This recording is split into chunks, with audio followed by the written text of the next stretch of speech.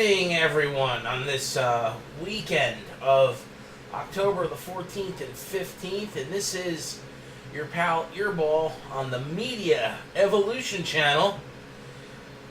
Gonna be giving you your very first Down the Ramp podcast.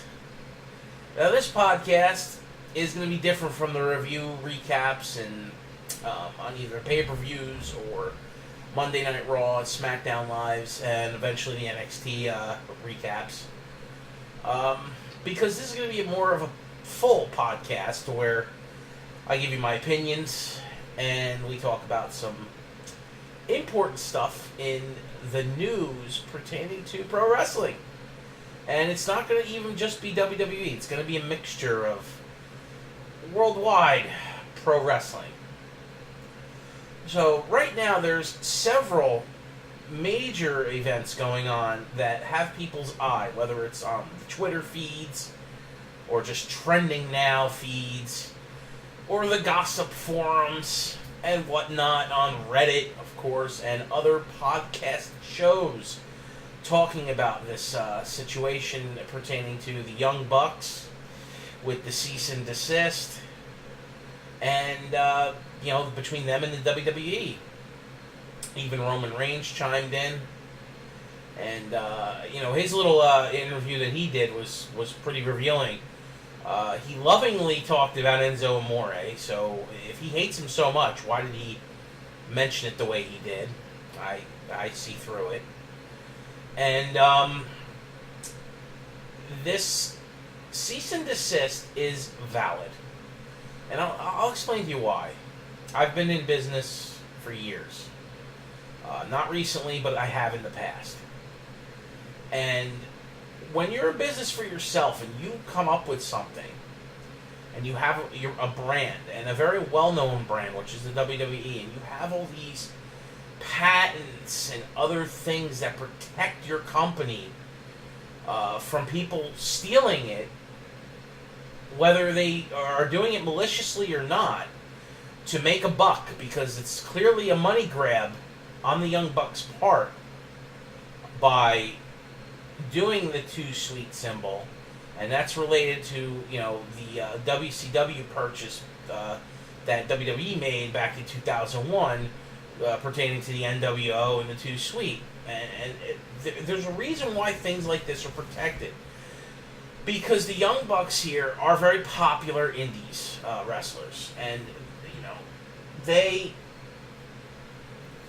between their New Japan stuff, their Ring of Honor stuff, and the local talent shows they go to and stuff like that, they're an internet sensation. And not to mention they're talented in the ring. And they're both young guys. They've got years to go in the business. They should be aspiring to get to the WWE. Even though the product in general is kind of not doing well with the ratings and overall in-ring or at arena attendance, I should say, the product is still a strong, publicly traded company. They are the show. You work your ass off in this business of wrestling to get to being on a WrestleMania. No matter how popular, Ring of Honor gets, no matter how big New Japan's show is, that's their version of WrestleMania. WrestleMania is the standard for every wrestler to aspire to get to. So first they got to get to the WWE, and by doing little stints like this, it's going to piss a guy like Vince McMahon off. He's got a big ego. He's a rich billionaire that's just, he gets what he wants. And other people under him are going to feel the same way too, especially the ones that have been there a long time. So protecting their brand and anything related to the brand is vital. And for those podcasters out there, and I'll call you out, I really don't care. I know I'm a new guy on the block, but I've been watching wrestling for over 30 years. I've been in business. I've worked at major companies. You have no right saying that the WWE's at fault here because this is petty by calling out the Young Bucks for a cease and desist. You have no clue what the hell you're talking about. Obviously, you've never run a company. Obviously, you've never had someone steal your shit and try to make a buck off of it. Now, yes, the Young Bucks make money, and they have their own merch with their own names on it. But by doing this, they're trying to grab attention from the internet, from mainstream media, from other avenues in which to gather more attention to themselves, to sell even more merch. It's a money grab, guys. It's just like land grabs in politics with nations. Russia wanted to take over Crimea, and that's exactly what they did. They invaded, but they also undermined the government of the Ukraine in order to do it. They built up sympathy with the locals and basically kicked out the Ukrainians because a majority of the people that live in Crimea are pro-Russian. They like Russia. They are Russian descent. They speak Russian. It was a land grab. And the Russian Republic, or I don't even know if I don't think they're a republic. They're not a communist nation, but they're not a republic either. So I don't know what the hell they are, but it doesn't matter.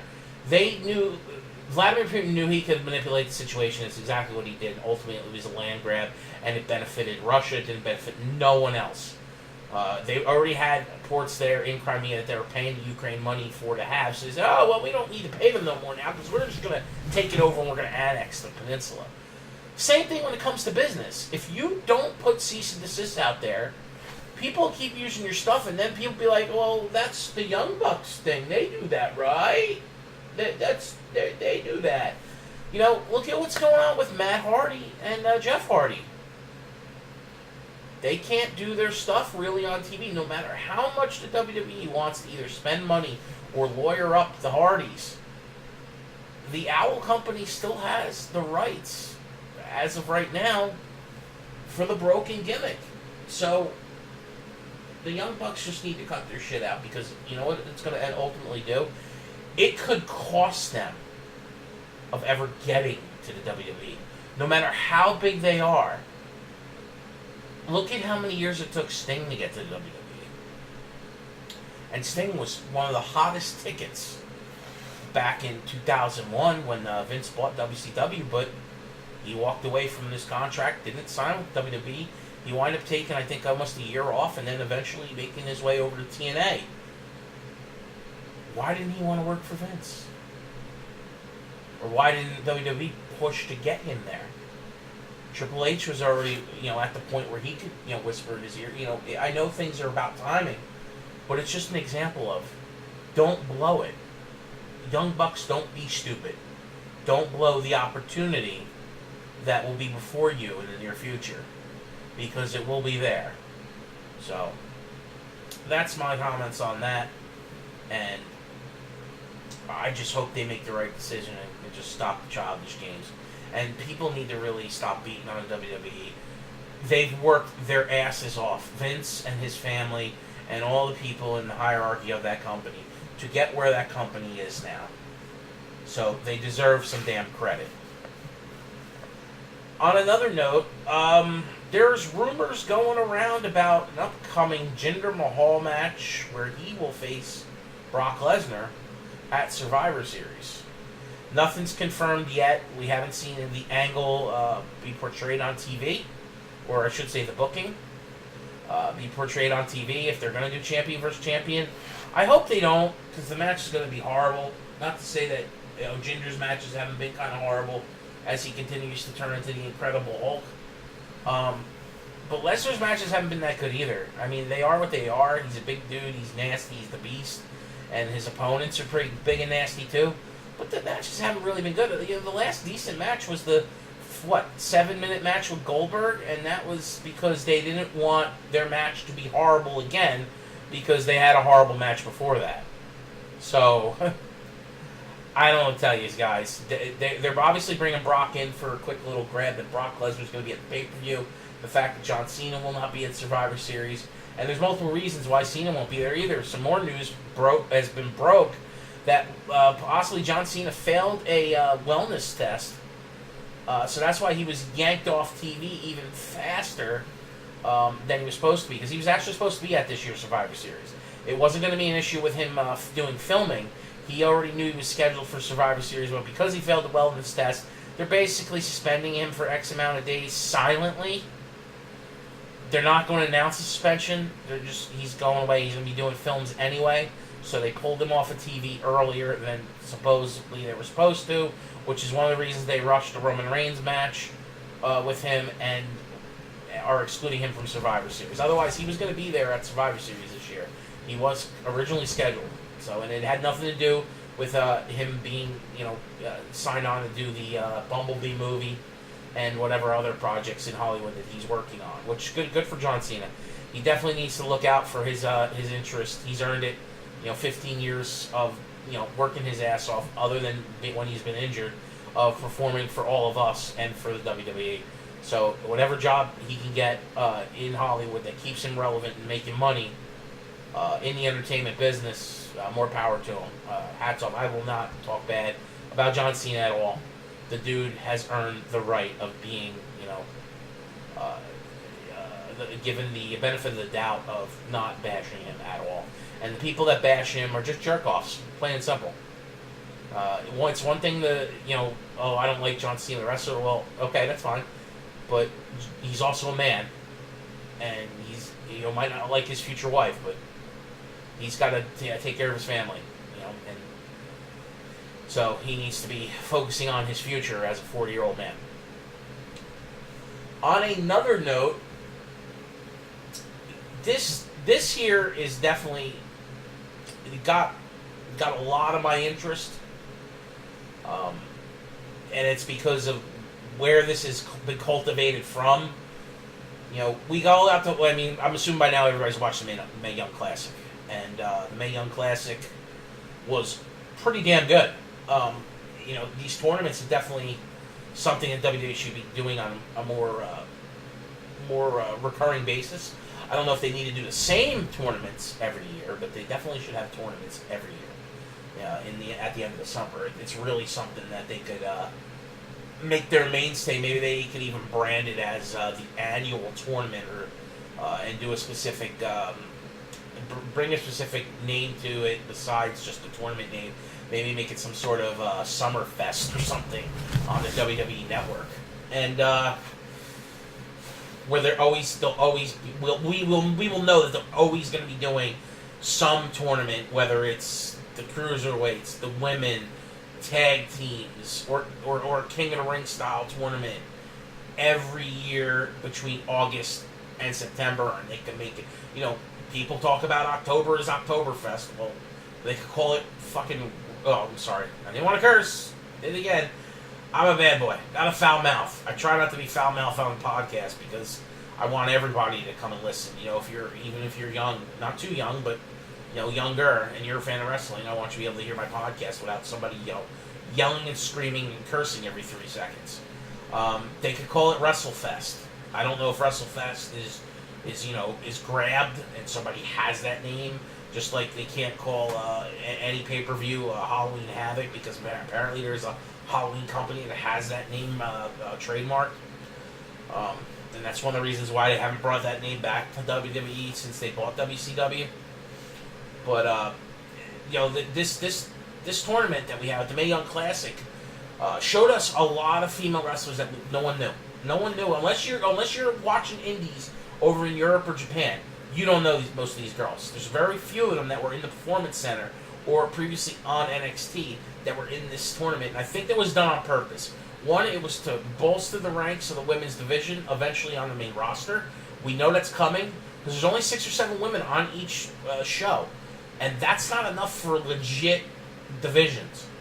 Even though they have women's titles representing them, I personally would give the women their own damn night. Give them their own hour, 2-hour show, whatever, hour and a half, whatever. Give it to them and put it on the network.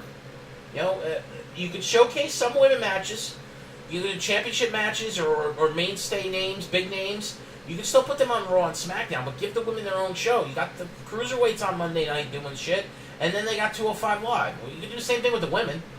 You can put them on SmackDown and give them 1 or 2 segments a night, once a week on SmackDown, but also give them an hour show on the network, just the women. And that way you can bring in a women's tag team title and really legitimize the women's division by bringing up 6 or 7 more women out of the women's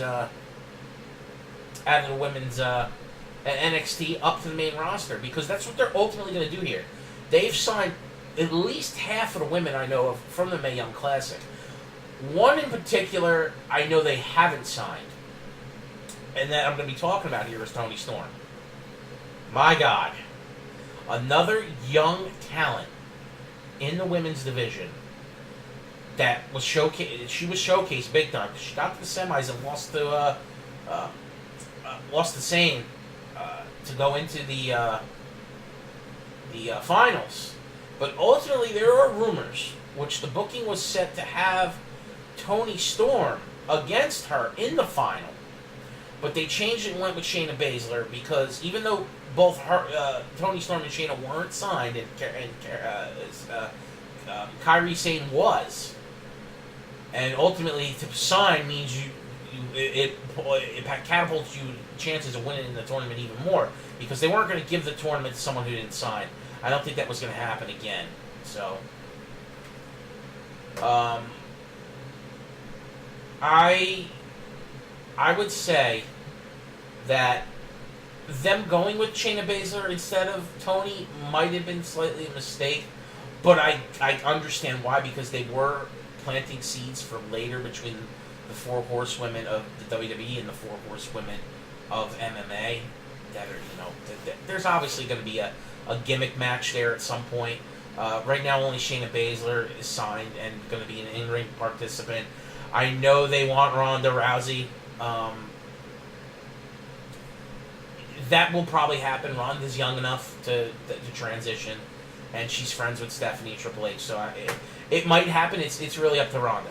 Shayna's definitely already signed. She did sign after the Classic, so it makes even more sense of now why they went with her, because maybe they felt as if there was a really good chance she was going to sign. Toni Storm did not sign. Toni Storm has and probably will not sign for another year, 2 years, or even more. As sad as that makes me, because that girl is friggin' awesome. She has limitless potential in the WWE. She could be modern Trish Stratus. That type of level. Because she's talented in the ring, she's beautiful, and she's young. Now, Trish was all those things too, but it took her years to get her in-ring talent really honed in on. Where originally she was just hired as a pretty face, part of that, attitude era, sex sells type thing that they were doing with the women back then. Toni has all that now, and she's gonna be 22, 23, somewhere around there. I think she's gonna be 22 very soon. So she was 21 at the Mae Young Classic. She's won countless championships around the world already, between Europe and Asia. She's won other tournaments. Hell, I think she just won another tournament over in Germany recently. It's either Germany or Japan. I'd have to go on and look again, because I have her on my Twitter feed. And the girl is just unbelievable. Now, I know wrestling's predetermined, but they predetermine based on how much they like you, too, and how good you perform. How over you are with the crowd, or where they want to go with the angle. Most of the time with tournaments, it's how good you sell your moves from your opponent, how good you could put on moves, and just overall ring presence, and how much the fans gravitate to you after the first couple rounds is usually what determines tournament winners. There's a couple other things that do, but it's mostly those things I mentioned. There are a few other things. Like WWE, of course, is going to choose someone that's signed with the damn company, because they know that they can build off of that. Which, look, Kairi Sane is one of the main people going for the title that's been relinquished by Asuka in NXT, because she won the Mae Young Classic. She automatically gets a bid. That's fine. That's the same thing with the Royal Rumble. Win the Royal Rumble, you get your choice of, do you want to go after the WWE World Title, or do you want to go after the Universal Title? And before that, it was just WWE Title. Well, you get an automatic bid, and that's perfectly fine. That's the way things like that should be. And then she'll have other opponents that are predetermined from triple threat matches they've been doing on NXT over the next couple of weeks. And boom, we'll have a fatal 4-way. There'll be a new champion crowned at the next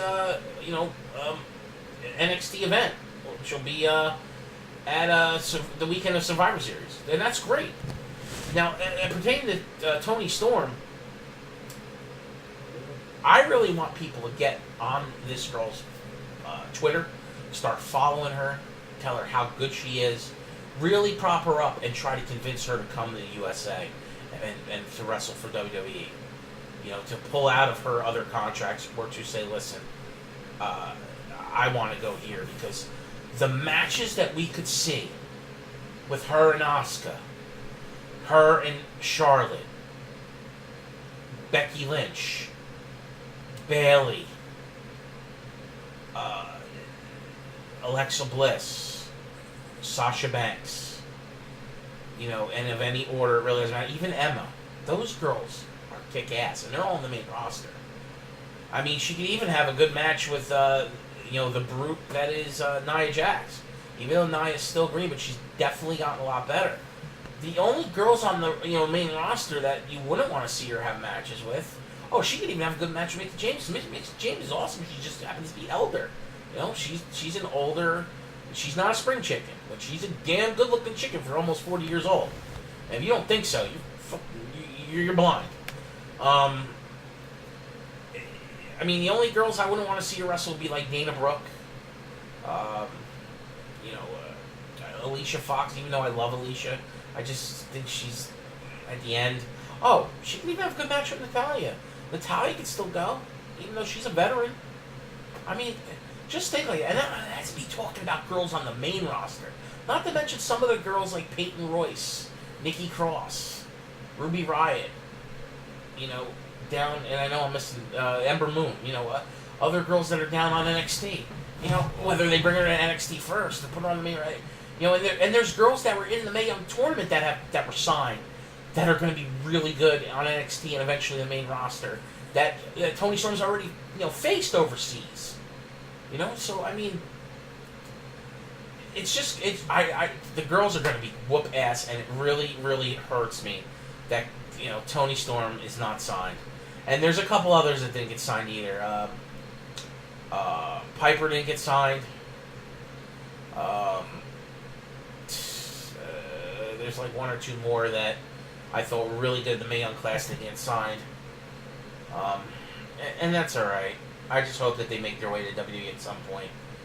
You know, I would just like to see them get a shot, even if it's for 1 year, 2 years, whatever.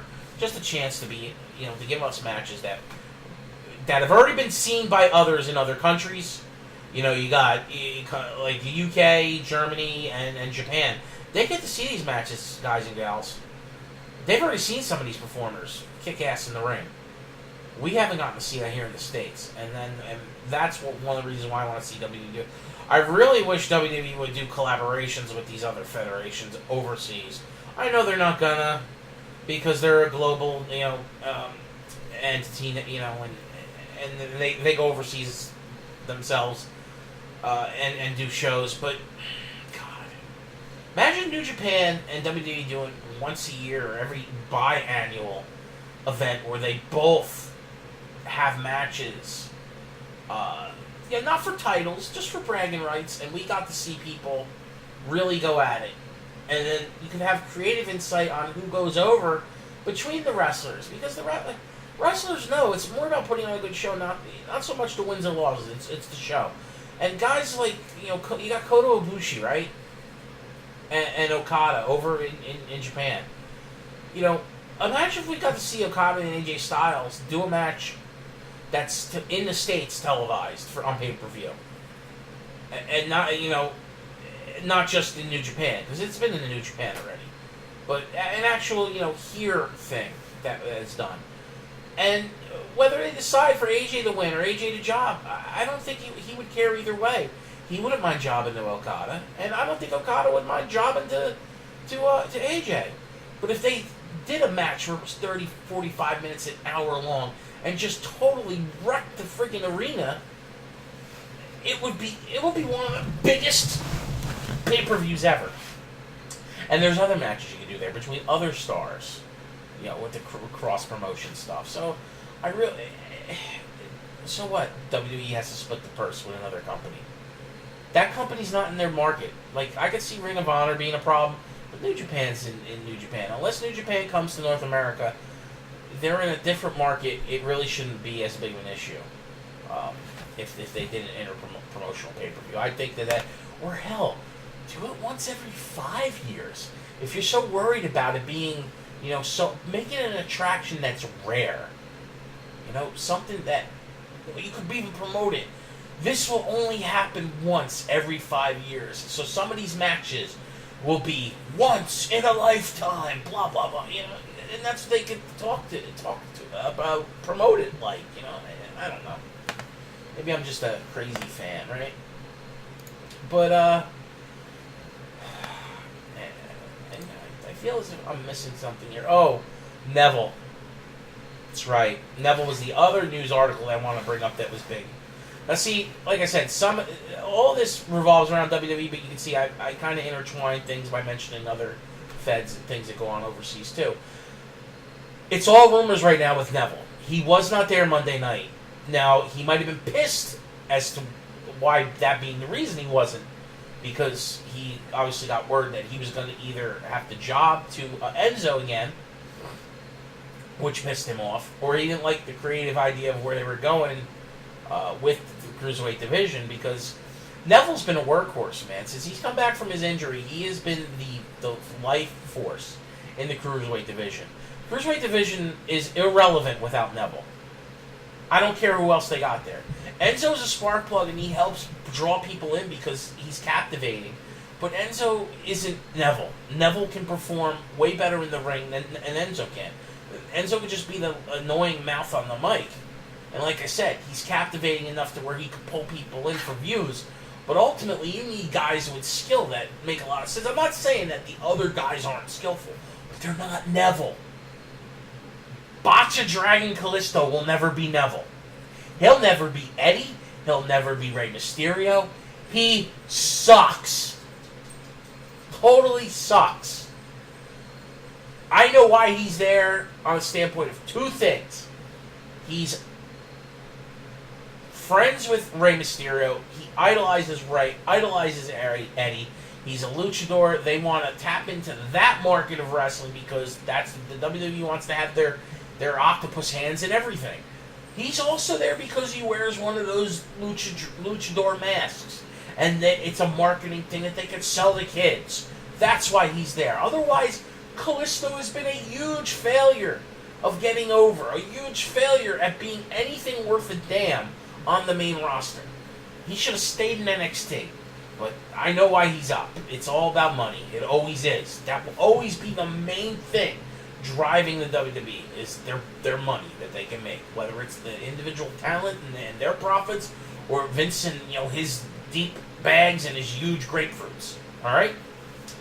So everything that's gone down with Neville, I can see why if he is actually frustrated, but the reports are kind of bullshit.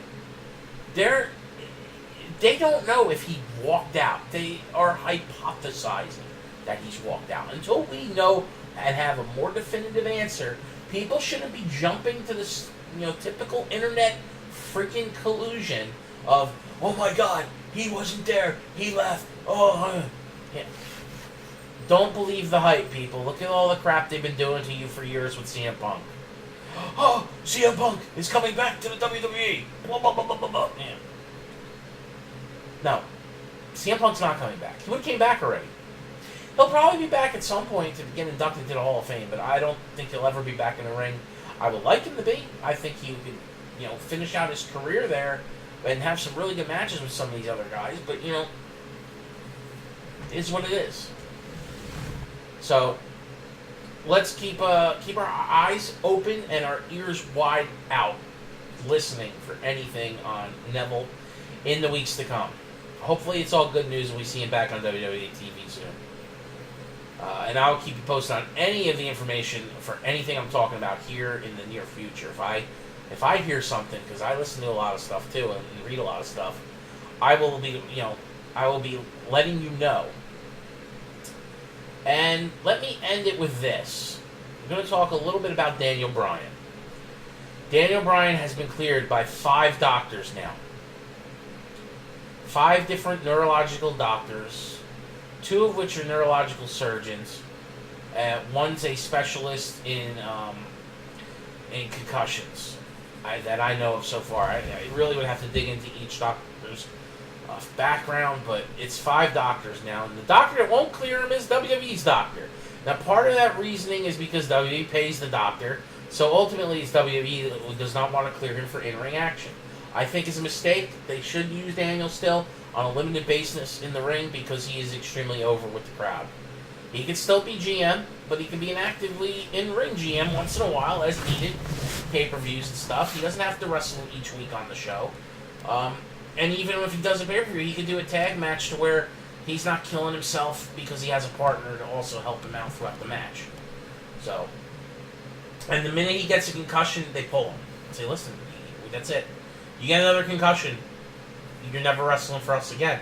We can't risk you hurting yourself long term. And that's why, that's one of the reasons Daniel Bryan's not wrestling. WWE does not want to see this man, when he's 50 years old, drooling all over himself. That would hurt him, his wife, and his child. And they don't want to see that. They also don't want to get sued, because lawsuits happen. People start, chirping in Bryan's ear, and in 10, 15 years he sues them. Because he's got irreversible brain damage from all the concussions he took while he was in the ring, which were in the ring well before he was with the WWE as well. So he's obviously been dealing with this issue his entire career. If he does have the itch to wrestle again, so if they don't let him back in the ring, we might lose Daniel Bryan to the Indies. He might go just to wrestle some more and get out of his system before he does hang up his boots. Hopefully becoming a father has changed him a little bit. I don't want to see the guy get hurt. I would love to see him in the ring. I don't want to see him get hurt. The other reason is they've kept him out of the ring too, instead of rushing him back in when he started getting approved by doctors saying that he's ready and good to go, was to keep Roman Reigns up at the top. Because if Daniel Bryan would have been on the promotion, whether it was Raw or SmackDown, he would be the guy for the company. He'd be the biggest draw on the roster, period. And you could tell that, and I don't care what anyone says about my opinion. I hear the voices of the people screaming with the loud pops every time that man comes out when he, as the GM of SmackDown. So, anyway, this is your pal Eirbal. I'm going to be signing off for the weekend. I hope everything on this channel has been to your liking as I continue to improve with my podcasting over the next weeks, months, whatever it takes. I want to be a legitimate channel that gives you some insight on the world of professional wrestling and any other topics of certain things that I feel as if I could add substance on. So, anyway, have a good weekend and come back for Monday Night Raw's recap on Tuesday. Usually I do my recaps the day after the actual show, because I watch the show and then I listen to some other stuff and then I do my recaps so that I can process something that sounds kind of like a decent show for you for each of them as well. Anyway, and if anybody has any pointers or things that you think I could better purpose the channel with, or things that I talk about and whatnot, and how I present myself and the channel, please drop it in the comments. Give me a like, give me a thumbs up, finger bang that subscribe button, and come back next week for your Monday Night Raw recap and your SmackDown Live recap, leading up into the following pay-per-view coming up in the next week or two as well. I have to double check the schedule. I believe it's the week of Halloween is the next pay-per-view. So, anyway, Eirbal out!